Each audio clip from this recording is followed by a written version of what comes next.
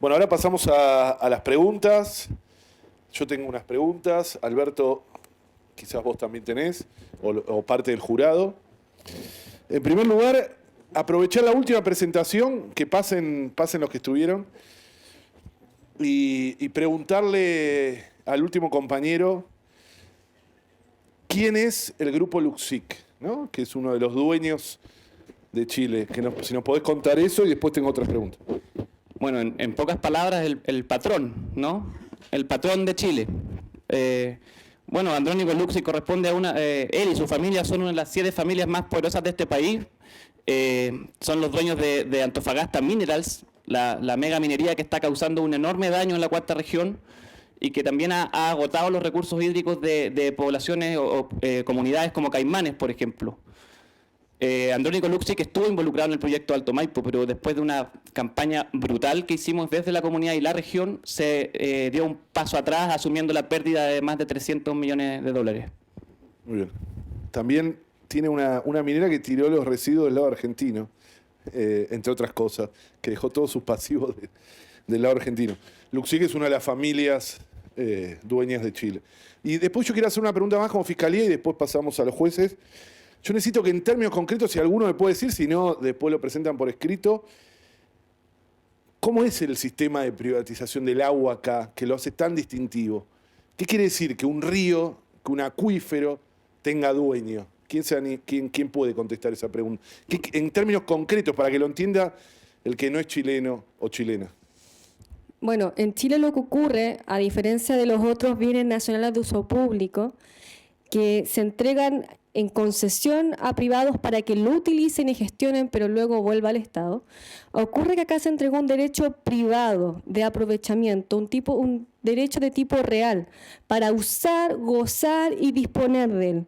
Y cuando hablamos de disponer, ¿qué estamos diciendo? Estamos diciendo que se puede arrendar el bien, que se puede prendar para si tú tienes un crédito con un accionista y no lo has pagado, ese acreedor se lleve el bien. Significa que tú puedes heredar el bien, significa que tú puedes transarlo. Y que en el caso, por ejemplo, los ríos también se rematan.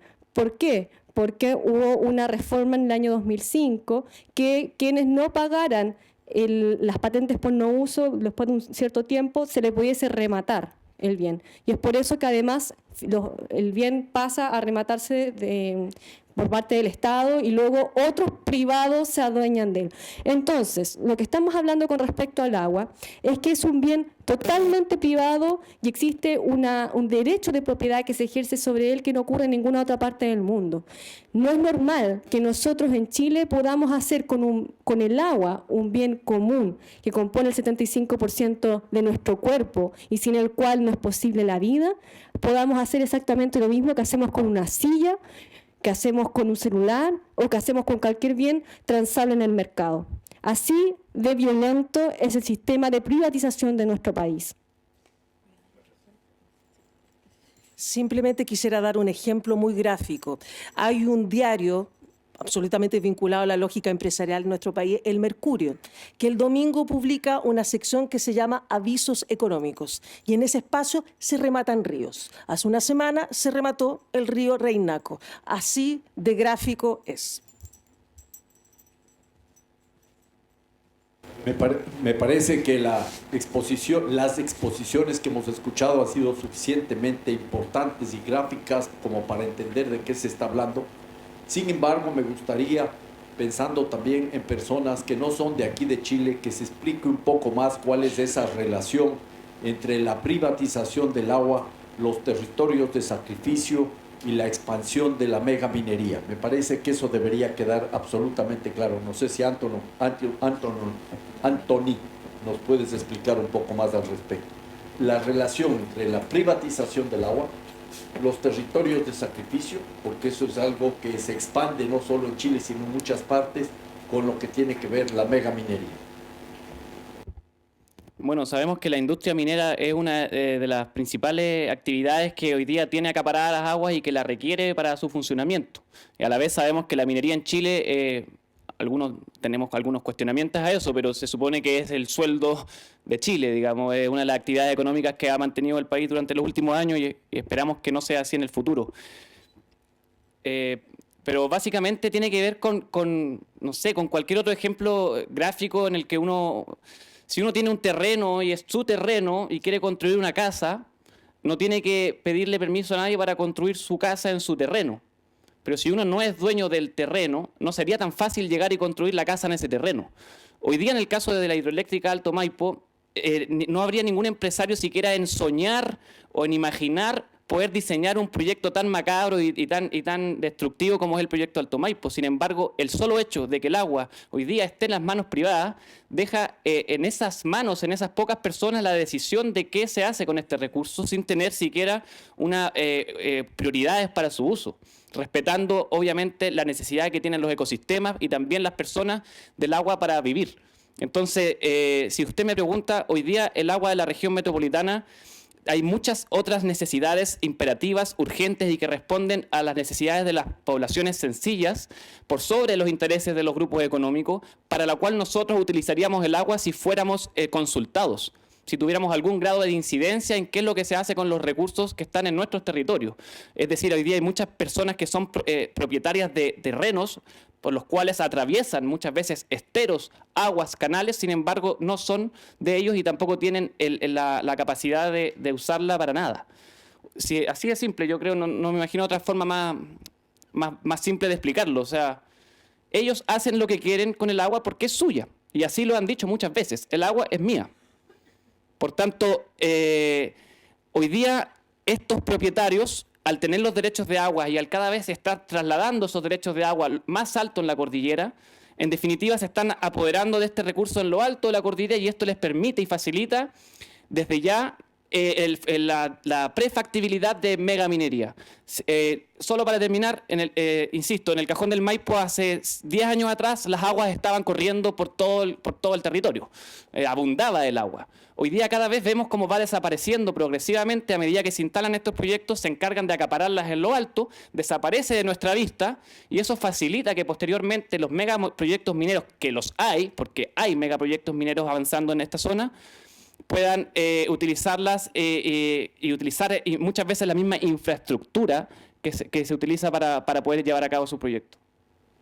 ¿Se podría decir que los glaciares forman parte entonces de estos territorios de sacrificio? Absolutamente, absolutamente. Y nosotros lo que solicitamos es que los glaciares sean declarados sujetos de derecho. Quisiera complementar dando un ejemplo respecto al tema de la agricultura y la ganadería industrial, los agronegocios.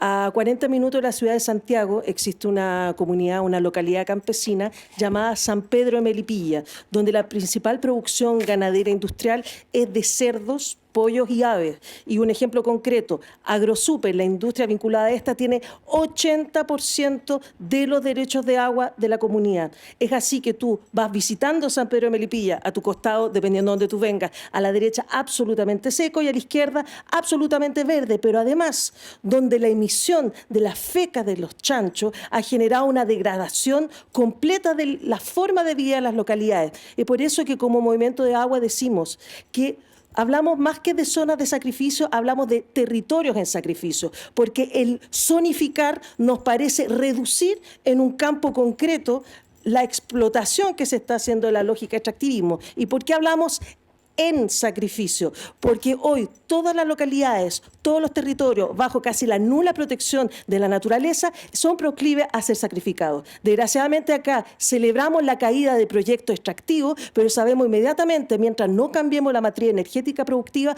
otro proyecto se va a levantar en otro territorio.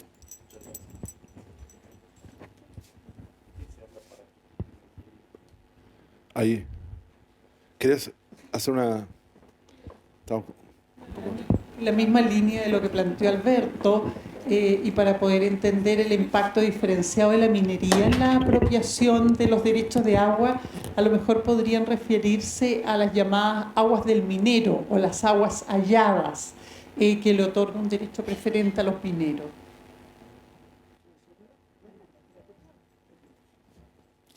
Bueno, las aguas alumbradas, las aguas que alumbra la actividad minera, es el concepto que usa el Código de Agua. Quiere decir que yo comienzo una excavación o yo hago perforaciones en las zonas altas de la cordillera, donde hay más pluviosidad, donde el agua tiene más tiempo de residencia a través del frío, sobre todo en la criósfera, sobre la isoterma cero, donde el agua se congela y está por más tiempo, donde el tiempo de residencia del agua permite una interacción con los minerales y con el suelo. En esa zona donde se hace la alta minería, cuando se alumbra agua, porque se encuentra agua, no tiene que pedir un derecho, no tiene que pagar derechos por usar esa agua, por usarla o no usarla, como ocurre cuando uno pide el derecho de agua en un río, que si no lo usas tienes que pagar un canon para evitar que sigas especulando. Eso es parte de la modificación del año 2005. Entonces, ¿qué es lo que ocurre con el agua alumbrada? Que el agua pertenece al minero y la puede vender, pero es el agua donde nacen los ríos. Son las nacientes de agua del planeta. Te estás apropiando de dónde nace el agua. Es como apropiarse de los óvulos de la vida. ¿Sí? Eso es lo que está haciendo. Y el código actual permite que eso ocurra. Que lo que yo alumbro es mío y nadie puede modificarlo. Y lo puedo vender, lo puedo contaminar, lo puedo evaporar. Muy bien, muchas gracias. Pasamos al próximo tema. Muchas gracias a los expertos y al